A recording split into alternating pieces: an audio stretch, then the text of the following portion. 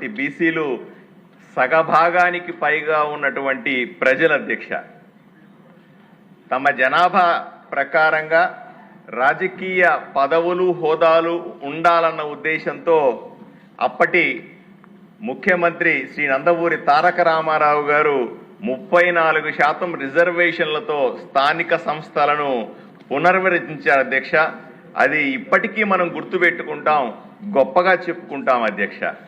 తర్వాత 2020 వరకు కూడా మనకు 34%, 33.3%తో కొనసాగిన స్థానిక సంస్థలకు సంబంధించిన ఎన్నికలు, దానికి సంబంధించిన పదవులన్నింటినీ చూశాం.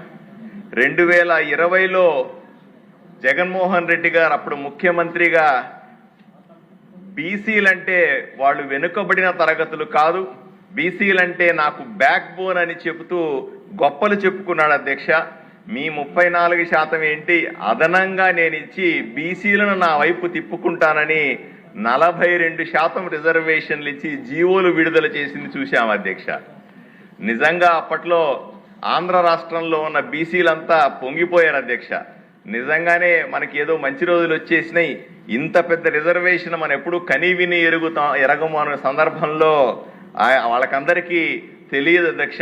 తర్వాత రోజుల్లో తన మనుషుల ద్వారానే కోర్టు కేసులు వేయించి 34-42 కాదు కదా, కేవలం 24% రిజర్వేషన్లు కుదించిన విషయాన్ని చూసి ఆంధ్రప్రదేశ్లో బీసీలందరూ కూడా జగన్మోహన్ రెడ్డికి మనం బ్యాక్ బోన్ కాదు, మన బ్యాక్ బోన్ నుంచి ఎవరన్నా పొడిచే కట్టప్ప ఉన్నాడంటే అది జగన్మోహన్ రెడ్డి అనే విషయాన్ని బీసీలంతా గుర్తించారు అధ్యక్ష.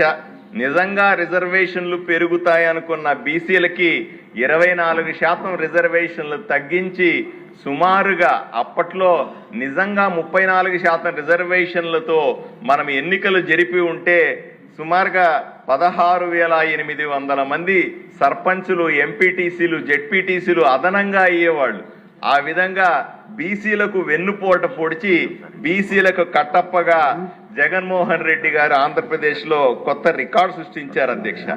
ఈ రకంగా రిజర్వేషన్లు పూర్తిగా తగ్గించబడి ఇబ్బంది పడుతున్నటువంటి బీసీ వర్గానికి మళ్ళీ ఎన్డీఏ కూటమి ఎన్నికల సందర్భంలో హామీ ఇచ్చింది అధ్యక్ష.